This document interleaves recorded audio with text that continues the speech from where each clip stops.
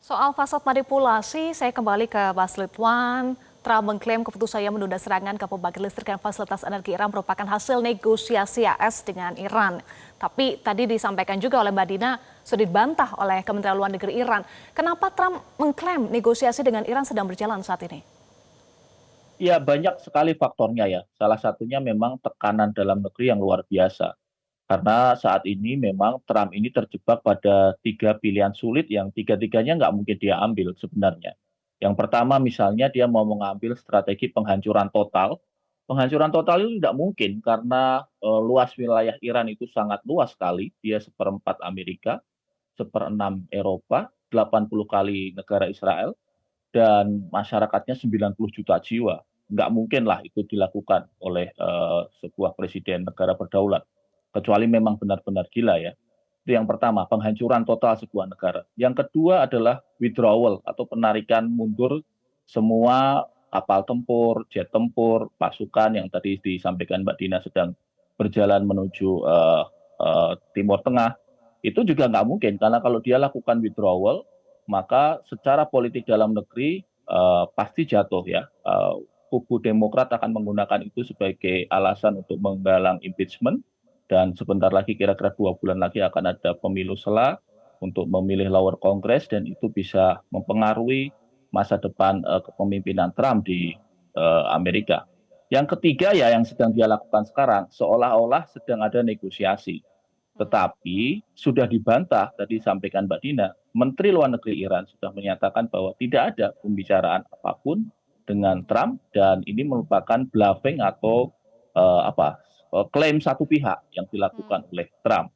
Saya kira memang ini semakin menunjukkan kepada dunia betapa Amerika kebingungan untuk mencari exit strategi ketika mereka memperkirakan dalam waktu 3 kali 24 jam setelah Ayatullah Ali Khamenei wafat, mereka bisa mengubah Iran menjadi sebuah negara pro-Amerika. Ternyata kalkulasinya salah total. Iran bisa bertahan hampir 22 hari, 23 hari sampai hari ini. Dan tidak hanya bertahan, justru Iran memainkan peran yang penting karena dia memimpin negosiasi. Iran sudah menjelaskan Eva bahwa mereka bisa menerima syarat-syarat syarat-syarat perdamaian, tetapi Iran memastikan harus ada ganti rugi total dari seluruh kerugian perang yang diakibatkan oleh serangan Amerika dan Israel. Nah, kalau itu dilakukan ya sama saja Trump akan bunuh diri secara politik karena pasti akan dikecam oleh Kongres dan masyarakatnya di Amerika. Oke, entah itu klaim sepihak, entah itu namanya strategi atau manipulasi, apakah Anda setuju ini adalah exit strategi dari Trump karena sudah kewalahan akibat agresi yang dimulainya dengan Zionis Israel, Mbak Dina? Menurut saya exit strateginya belum nampak sebenarnya ya. Justru negara-negara lain kalau saya baca dari negara-negara lain belum sampai titik di mana muncul hal-hal yang prinsipil yang mendepankan bahwa prinsip diplomasi sekarang harus maju. Saya ambil contoh misalnya India atau barusan tadi kan China dikutip ya.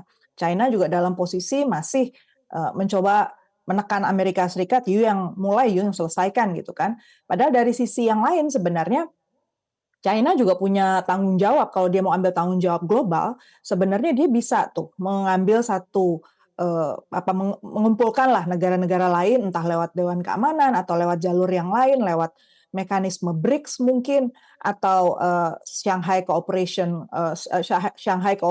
Organization di mana dia sama Rusia itu punya tempat duduk bareng, tapi nggak dilakukan. Kemudian India misalnya, India itu di dalam negerinya sebenarnya sudah terjadi krisis energi yang luar biasa ya, gas itu sudah sampai kosong gitu kan, sehingga orang mulai pakai kayu bakar dan restoran-restoran juga mulai tutup. Tapi di depan konstituennya, Perdana Menteri Modi itu masih dalam posisi kita oke-oke aja, kita punya cadangan minyak, kita bisa selesaikan, dan belum muncul satu statement karena tahun ini India itu menjadi ketua di BRICS. Dan sebenarnya Iran sudah menjangkau India, mengajak India untuk mengeluarkan satu statement bersama lah, minimal mengumpulkan negara-negara BRICS karena konsekuensinya ini kan sebenarnya kerjasama ekonomi akan terganggu ya, baik itu urusan energi maupun ramifikasinya ke bidang-bidang yang lain. Tapi kenyataannya India memilih untuk nggak sampai ke sana dulu.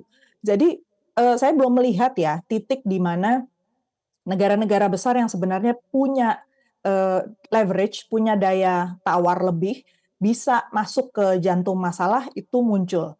Oh ya, satu lagi mungkin Saudi Arabia. Saudi Arabia beberapa waktu lalu, sebenarnya beberapa hari lalu lah, dia itu mengumpulkan negara-negara di kawasan Timur Tengah yang agak lebih jauh tuh ngajak Pakistan, kemudian diajak juga Turki, itu untuk duduk bersama mencari pemecahan.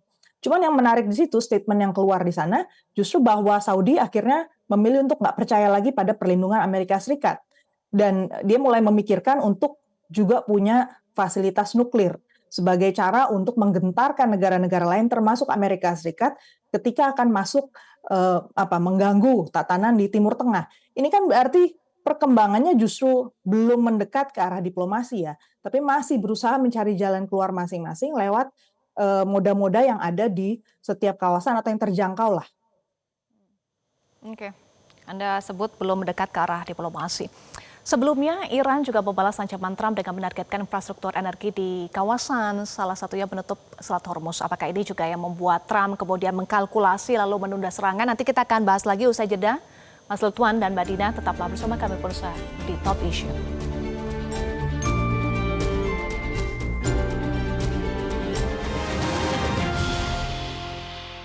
Jelajahi cara baru mendapatkan informasi. Download Metro TV Extend sekarang.